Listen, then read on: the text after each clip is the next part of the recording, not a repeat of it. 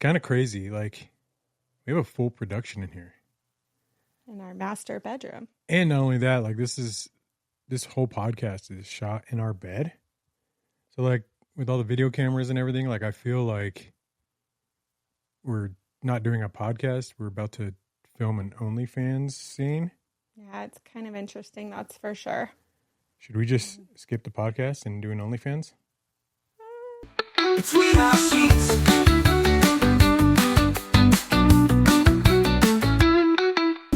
Between our sheets. What do you think is our strong points with communication? I mean, we've been together about 10 years now. We've been married for almost 7. Yeah, in a couple weeks. Yeah. And what do you think has been like effective for us as far as like our communication?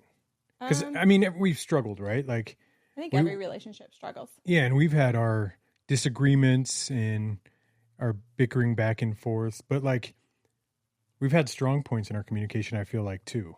Otherwise, we wouldn't have made it 10 years, in my opinion. And I could be wrong, but what do you think has been our strong points with communication? I think a big thing is feeling comfortable enough to go to your spouse and being able to tell them how you feel and know that they're not going to give you that negative feedback, knowing that they're able to try to understand. And you and I have always had that good communication, whereas I could tell you how I feel and vice versa. And we try to really understand each other and our feelings. And then we just try to fix it. No, and I agree. I think definitely like being able to communicate and express the way you feel, rather than holding it in and possibly creating something bigger than it needs to be. I definitely feel we have that. There have been times, I will admit, that I've held back. You know, I've really let things build up inside of myself because I really just didn't want something I felt was probably little to you and maybe bigger to me to turn into something bigger to both of us. Yeah, I mean, that's definitely something that I think over the years we both kind of struggled with holding those things back. And then there have been a few times where we have kind of held back, kept those feelings inside, and then it hasn't turned into anything like extremely huge, but it definitely turns into something that starts an unnecessary bickerment or, argument when it could have easily just been solved. And what do you think, like, with our relationship? So for people that don't know who we are, we're a combined family. So this is both of our second marriage. Yes. We both came with 3 kids from our previous marriage, and then we had 1 child together. So we have a total of 7 kids. Yes. And in your opinion, what do you think has been like our biggest struggle as far as communicating? Like, what topic do you think is brought up more than anything when it comes to the struggling communication and bickering and possible arguments that we've had? Like, what subject do you think has been like the reason for that? Including kids or not? No, yeah, absolutely. I mean, if that's what you think has been the big reason, then Well, I think there's 2. Okay. One being what we were used to in our prior marriages and assuming that, and this was in the beginning, because over time we learned that it's not the same in this relationship. We learned from our past marriages and we learned what to fix, and we move forward from that and we know what to do better. But at first, I guess, was us assuming that the other person was going to be the same as your ex and just always having that guard up. And then the second, I guess, would be with the kids when we're having to parent the other children and, like stepkids, just trying to parent them, and the lack of communication on your end or my end, where we just try to step in as the primary parents when maybe it wasn't necessary in the beginning. I agree with that. Yeah. I feel like over time, though, we've gotten a lot better with that. Well, yeah. And, for me personally, I guess I never really held on to what my ex did, and my expectations weren't that you were going to be just like her. I think for me, it was more trying to understand how you parented compared to like how I parented and the differences because I mean, I'll be honest, I feel like your kids were a lot more spoiled as far as getting away with a lot. They are, and And, it's I and they mean they still still continue kind to of be. are, And yeah. I think that's like our biggest struggle, honestly, It because is. you know, like lifting a finger around the house or, you know, helping helping out in any way is just seems like it's like the biggest struggle in the world. And I feel like they hold it over our heads that they, They're owed something like this is yeah, because normal. they had to do things when they were younger, when you and their dad were together, and now they feel like they don't have to. And I don't know. It's, I guess I was raised different and I've raised my kids different, but that's Okay. kind of, So when it comes to that aspect, and you and I have spoken about this, so with the kids, it's my kids experienced a lot of how do I say this? Arguing, yelling, just not the best things that kids should be raised up with. lack of communication. Lack of communication. And so when we had separated, and I promised myself that I was not going to let them experience that anymore, that I was going to do what I could to not make them feel that way. And so ever since really I've had kids, it's been I'm their mother and I need to do everything, I guess, for them because that's my job as a mother. But now that we have an almost 19-year-old and we have a 16-year-old, I'm learning that maybe I shouldn't have coddled them too much. Like maybe I should have put more responsibility on them because now I don't want to say they're entitled, um, They but definitely feel like they are. in a sense, yes, they expect mom to do everything for sure. But now, I mean, I went back to work a few months ago full time. And so now it's really kind of hit me that, okay, like mom can't do everything that I used to be able to do. So I need some help around the house from them. And it's kind of been a shocker for them. So, Yeah, and I think the difference between when we were kids compared to us being parents now is the respect aspect of everything. I think when we were kids, if we spoke to our parents the way the kids nowadays feel like they could speak to us, yeah. we would have got our asses whooped. I mean, Oh, I did. and that's the thing. Like, it's uh, to me, I feel like there should be some sort of limit, right? Like, and that's just maybe because that's our upbringing. But, As far as, well, I mean, what you say to your parents, how you respond to your parents, basically, you know, telling your parents what you are and what you aren't going to do. yeah, that, I mean, there's no way. So that's something that we've actually encountered, even with our 7-year-old at times. And maybe that's just something that she's kind of picked up from our older ones over, you know, them telling us that. And so, you know, her mind's a sponge. So she's going to pick that up and think, oh, I can say it too. Um, but just they at times say, like, well, I'm not doing that, or I don't have to do that. And like, there is no way when I was younger that I would talk to my parents in that manner. One, because I would have got my ass whooped, but two, because it was always a respect thing. Like you respect your elders. It didn't matter if it was your dad or your mom or a stranger on the street. If they were your elder, you respected them. And I feel like that's just something that has kind of slipped by that needs to just come back with our kids because if it doesn't, I mean, yeah, it respect is just such a huge thing, no matter where you are. I don't know. I'm trying to pinpoint what could have possibly changed that much to where these kids feel like they don't need to have respect for their elders. Um, Honestly, one big thing, and I know a lot of people are like, it's not technology, but I really feel like part of technology kids have things in front of their faces all the time, right? So they have like an iPad or, a phone watching YouTube. Even like, our youngest daughter, Oakley, she at times has her iPad. So it's almost like in a sense where people use that as a babysitter where they don't have to deal with their kids. So then they're lacking that, learning from their parents of like being respectful and us like redirecting them. I feel like that's a huge thing that has happened because we didn't have that when we were younger. We like We had little things. I mean, we had Nintendos, but it wasn't like full access to the world, no, on our gaming system. no, nothing like that at all.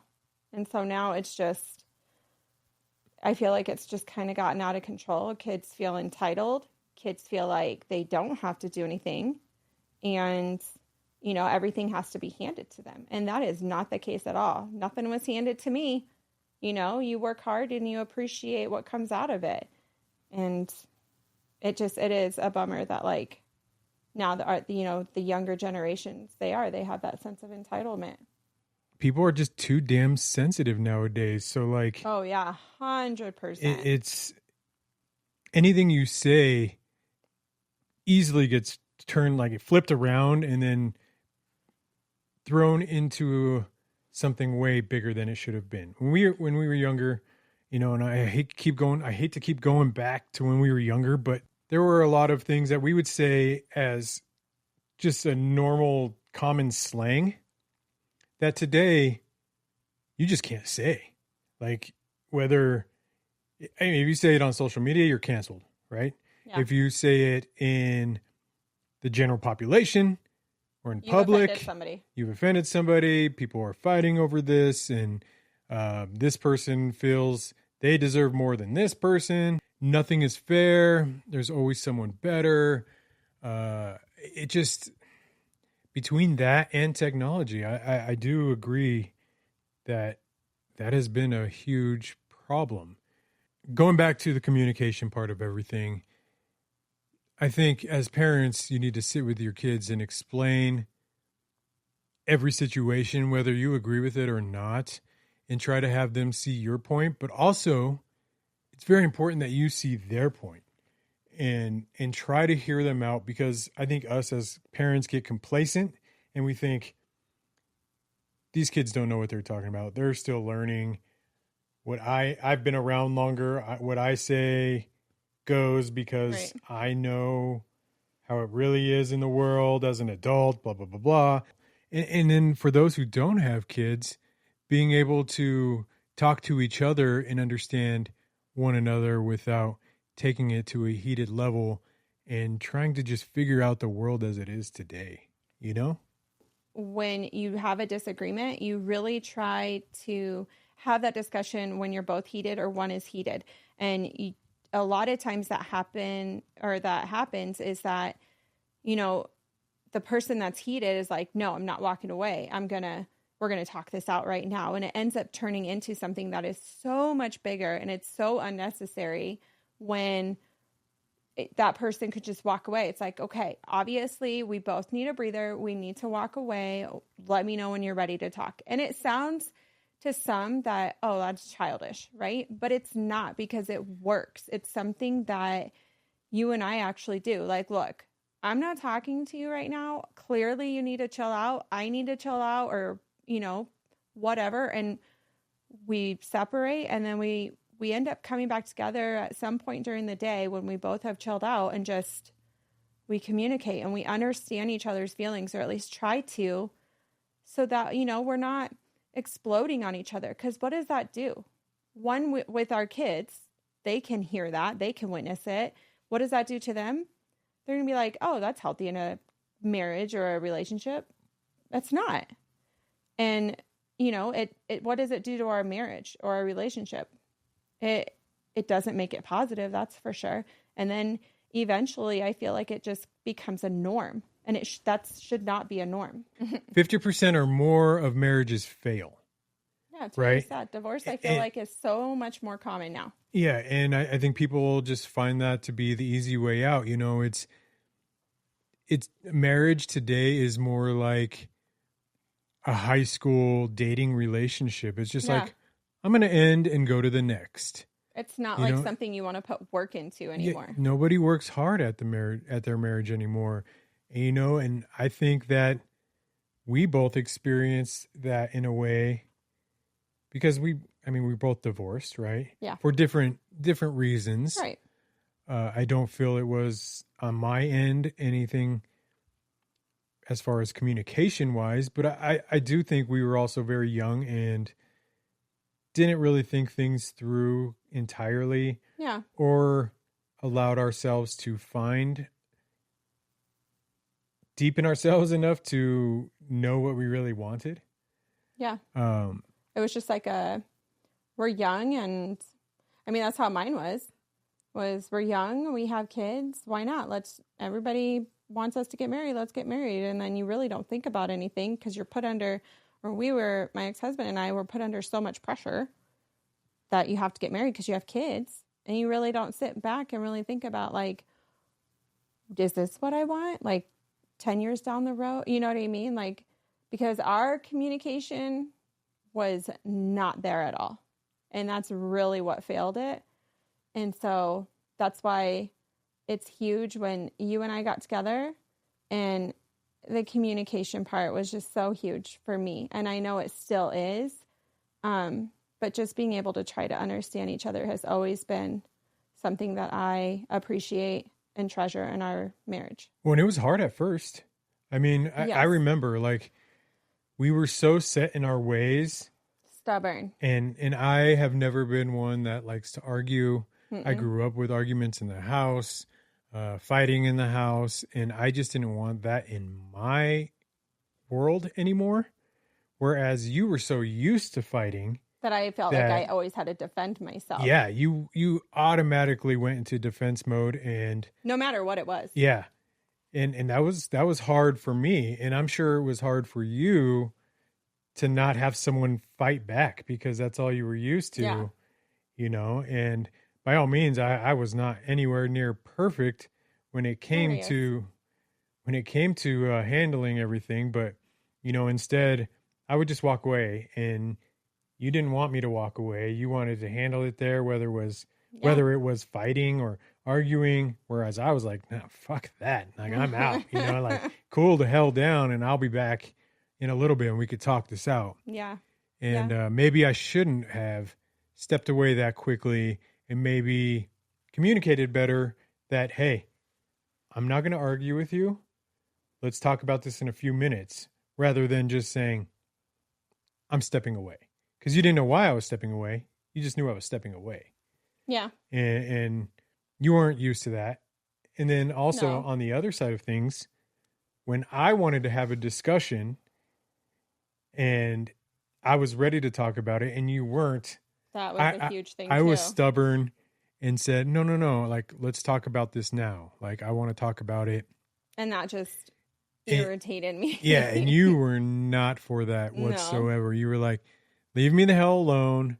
I need some time. Yeah. So, I mean, it really goes both ways, right? We were both guilty of the same thing, Yeah. but not realizing it, Yeah.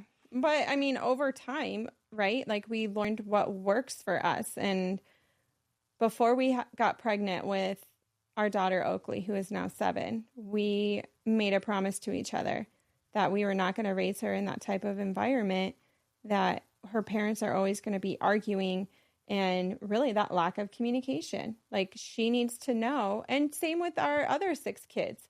But unfortunately, they had already experienced from prior. But with our own daughter, we wanted her to know that it's healthy to have good communication. Mom and dad can have that good communication. And so ever since then, like, I feel like we've stuck to our promise. We don't have a perfect marriage, right? There's going to be bickerments. We're going to have Nobody has a perfect marriage. I don't care what No. anybody says. There is no perfect We're going to have marriage. disagreements, but one thing that we have always been good at, I feel, is whether it's you and I or the kids, whether they agree with it or not, we've always been really big on, like, talking about things and hearing each other's feelings and coming to a solution. So that way we all know that everybody's feelings and their thoughts of everything is heard. And then, yeah, and then we come to a solution. And Heard then heard it's and matters. squashed. Heard and matters, Yeah, right? We don't it has want to matter. yeah, we don't want them to feel like their opinion never matters so they could never speak their mind, because that's the other thing. You don't want to have these kids nowadays feel like if they can't be heard, then they won't say anything, and then anger builds up, Yeah. and then the situation gets worse, right? Yep. So I feel like letting these kids tell us whatever they want to speak up about is super important. I don't think that as kids we were allowed to do that as much because of that whole, we would be punished for certain things. So there are positives to the way the kids respond nowadays. There's positives, and then there's pros and cons, right? Like their feelings matter always, but Eh. but at the same time, like it's all about how you communicate, right? So you don't have to, the kids have to understand that they can't just go into it full, pedal to the metal, like angry, their feelings only matter and that's it. You have to validate their feelings and, understand or try to understand, and then tell them how you feel. So then, it's that back and forth. So then they know, okay, my feelings matter. And then I'm going to validate your feelings as well. Yeah. I feel like it's so important because I feel like that's something that a lot of us lack is obviously the lack of communication. But like going back to the technology thing, it's so easy for somebody to type on their phone or on the keyboard, something and think that that's a way to communicate with somebody, whether it, a lot it's negative, and then they don't know how to communicate to somebody face to face. And it's sad because that comes with being an adult. You grow into this adult communication. You're always going to need that. And that's something that a lot of us lack, is knowing how to do that.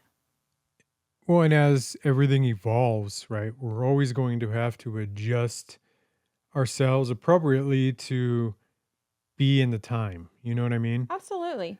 And you're right. I've had so many conversations with people on my other podcasts about trolling and bullying, like cyberbullying. Yeah. And it's, when we were kids, it's like for me as a guy, I don't know if it was the same for girls, but it seemed like it happened more with the guys. It was like, you know what? You want to talk shit, say it to my face. We hash it out, whether it was arguing back and forth or if we threw some hands, Yeah. and then you get over it. Nowadays, no one will say anything to your face.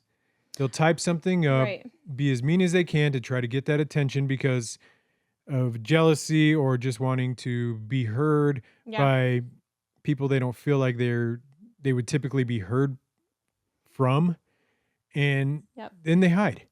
They won't say anything else, or they'll come back, and if they do say something, they'll just continue trying to heat that situation up and be in the spotlight, I guess. Yeah, that's the best way to put it. It's always about the spotlight now. And then it never gets crushed, because then what happens? Like you report it and they get blocked. Like, so nothing's ever hashed out, No. But I Yeah. guarantee you, any of these people that are behind their keyboards and saying all this stuff, if you see them face to face, oh my God, I'm the biggest fan. Oh, I love I love your Yeah. content. Oh, I love this. But Yeah. Like, oh, I didn't mean it like that. yeah, well, they won't ever even, you won't even know it's them. You know what I mean? Like, Yeah. There's so, situations like that too. so then they'll go home and then they'll look up a video of yours or a podcast or whatever it is and type some more mean stuff because it's like, oh man, I had them for that 1 minute. That attention was on me, not them. Exactly. And instead of trying to build themselves up, their communication towards that person was selfish, and instead of putting the hard work in themselves, Yep. trying to take away from someone who's putting in a ton of time. And me as a content creator, I know how much time it takes to create something that you want people to love. You don't create things to get hate, right? We're not creating this podcast to get hate. No. We want to share our lives with people. We want to share, hopefully some insightful information that may help somebody, or we want to learn. We want you to guys to comment to us Yes. and tell us, your opinions. And it's all, it goes full circle. Yep. Us content creators want to learn, but we also want to entertain.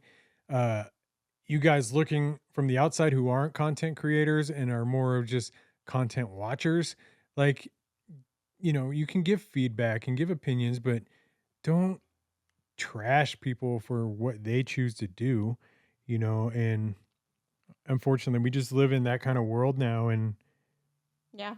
and that's going to affect communication with our kids. When we're grandparents, good God, I cannot I fear. imagine what the kids are going to be like, and it's I mean, who knows? Maybe it'll go back to not fully how it was when we were kids, but maybe it'll go somewhat back to how it was when we were kids. Maybe not the punishment style, but how we communicate. I don't think it will because of technology, uh, but I don't want to blame technology all the way I though. love technology. Trust me, I do, but I also know that it's taking over, right? Like that's we use it for everything. Every single thing we use it for. And so It's simplified it life, is. but people have taken that and use it to their advantage to use it as a negative thing. So when people say it's technology's fault, in some ways, yes, but in a lot of ways, it's not, because everybody has control of themselves. So if you decide to post something, that shouldn't be blamed on technology. That's blamed because you were a coward and wanted to talk crap about somebody, without doing it face to face and hiding. That's not technology's fault. It gives you the capability of doing that. So I see where people blame the technology aspect of things, but Makes sense. you make your own choice. You Yeah, know, we all do. Yeah, you know, for I- sure. this person makes their own choice to go commit a crime and spend the next 10 years in prison. This person makes their own choice to, make sure that their family is always taken care of.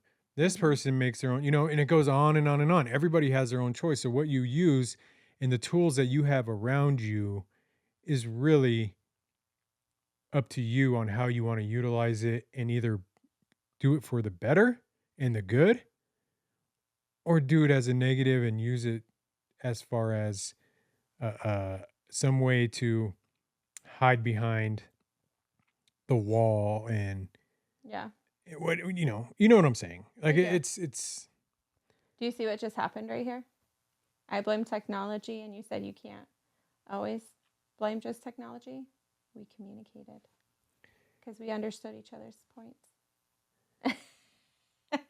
you heard it, folks. You've seen communication. You've seen communication between us in the like in the front end. So I hope you guys really enjoyed what we had to say. And I want you guys all to subscribe. We're going to have tons of different topics, Oh my gosh, so many. and we have tons to talk about. And you get to join us in our bed. And I promise this is not yet an OnlyFans page. Not yet. Not yet. But no, in all seriousness, we really just want to have you guys join us on this ride and listen to us vent and talk about our experiences with children, our marriage, life before marriage, and everything that we're going to be, I guess, every situation that's going to come across in our lives and your lives. Like eventually I would like to speak to some of the listeners and hear, their situations and their opinions on things. But for Yeah, now, you get to listen to our life. you get to hear about us and what we've experienced, and hopefully you guys can relate in some which way or form. And And trust me, there's never a dull moment in our life. Never. Because we always have stuff going on, whether it's exciting or craziness, drama. I mean, you name it, it's going on at a certain part. in time, like in our lives, I'm sure it's either happened or it is happening. So Absolutely. I And made you're going to hear friends the, with it. and you get to see the goofy side of me because I could only stay serious for this much time. And we're at about that limit right now. So I need to let some energy out. Cut it short. Well, it's not short. I plan on doing like, what, 30, 45 minutes, Yeah. maybe an hour every now and again. I guess it depends on the topic. Yeah. But anyway, thank you for joining us on our first episode of Between Our Sheets, the only podcast that comes straight to you from our bed. From our bed. I don't think there is another podcast out there. I think there may have been episodes recorded in their bed, but I don't think every episode is recorded strictly. Like, this is our studio. Our bed is our studio. It's where the magic happens and the podcast speaks. Okay. I mean, is that our slogan? Sure.